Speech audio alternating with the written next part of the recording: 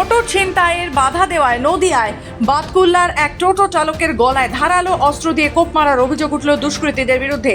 জানা গেছে বুধবার রাত্রে বাসদ্রোপ যাওয়ার জন্য এক যাত্রী নিতেশ নামক ওই চালকের গাড়িতে ওঠে এক দুষ্কৃতী। তারপরই বাতকুল্লার বাসদ্রোপের আগে চাঁদরা এলাকায় একটি জায়গায় অন্ধকারে টোটোটিকে দাঁড় করায় ওই দুষ্কৃতী। এরপর ধারালো অস্ত্র বের করে টোটো চালককে হুমকি দিয়ে টোটোটিকে ছিনতাই করে নিয়ে যাওয়ার চেষ্টা করলে বাধা দেন নিতেশ দাস নামে ওই টোটো চালক।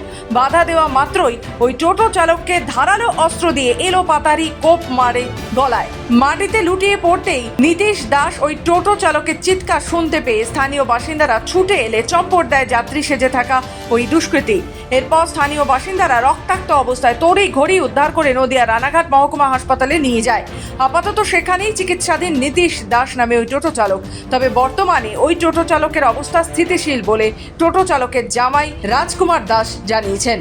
ঘটেছিল বলতে আমরা যেটুকু শুনেছি, আমি তো স্পটে তখন ছিলাম না, তো আমাদের কাছে হঠাৎ ফোন আসলো যেরকম একজন ওখানকার লোকজন গাড়ি আটকে রেখে তা বলছে এরকম ফোন করলো। সেটা হচ্ছে আপনার চাঁদরা স্কুল পার করে একটা বাজার, মানে বাজার ফাঁকা জায়গার মতো আছে, বাস ডোপ আগে। কোন থানার এলাকা? ওটা হচ্ছে আপনার শান্তিপুরের মধ্যে পড়ে, ঠিক আছে। তো সেখান থেকে ফোন আসলো এরকম হঠাৎ যেরকম আপনাদের বাড়ির লোকজনের সাথে টুকটুকির সাথে ছিনতাই হয়েছে, তা ওনাকে এরকম হয়তো মারধর একটু করছে, সেরকম কোনো অসুবিধা হয়নি, আপনারা আসেন এখন। তা আমরা তো ফোন পাওয়ার পর সঙ্গে সঙ্গে গেছি। তা আমাদেরকে আবার পরে ফোন করে বলছে এখানে আসতে আপনার আমরা ফুলিয়া হসপিটালে চলে আসেন। তো ওখানে যাওয়ার পর শান্তিপুর থানার পুলিশ ছিল, ওখানে সবাই ছিল। তো শুনলাম তাদের কাছে যেরকম, যেটুকু আমার বাবুর কাছে শুনতে পারলাম, যে পরে বুঝতে পারলাম যেরকম একজন লোক প্রথমে বাতকুলার থেকে ওনার টোটোতে ওঠে প্যাসেঞ্জার হিসাবে, টোটোয় উঠে গোপালপুর দিয়ে একটা কয়া বলে জায়গা আছে ভেতরে অনেকটা দূরে।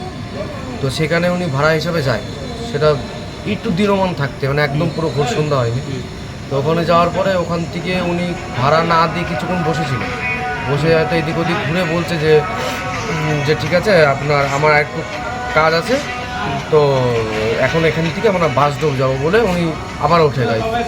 তো বাসডোব ওঠার পরে আবার বাসডোব নিয়ে আসার সময় পেছন থেকে এরকম হচ্ছে আপনার গলায় ধারালো অস্ত্র দিয়ে এখান থেকে পোজ দেয়, মানে অন্ধকার একটা ফাঁকা জায়গায়, নিরিবিলি জায়গায়। উনি দেখে আমি টোটোতে পেছন থেকে পোজ দেয়। তো উনি পেজ দেওয়াতে যখন উনি হাতটা চেপে ধরে আমার বাবু, তো চেপে ধরাতে উনি এলোপাতাড়ি পোজ চালিয়েছে, হাতেও চালিয়েছে, গলা তো দু জায়গায় লেগেছে, থুতনিতে লেগেছে, মাথায় মেরেছে। তো সেখান থেকে চিল্লামিল্লি শুনে তখন পার্শ্ববর্তী লোকজন যায়, ওখানে যাওয়ার পরে উনি পালিয়ে যায়। সেখান থেকে পালিয়ে যাওয়ার পর তখন ওখানকার লোকজন হসপিটাল নিয়ে আসে। কোন উদ্দেশ্যে ঘটনা ঘটলো তারই পরিপ্রেক্ষিতে ঘটনার তদন্তে নেমেছে নদিয়া শান্তিপুর থানার পুলিশ প্রশাসন। নদিয়া থেকে সুদীপ বিশ্বাসের রিপোর্ট, খবর বাংলা।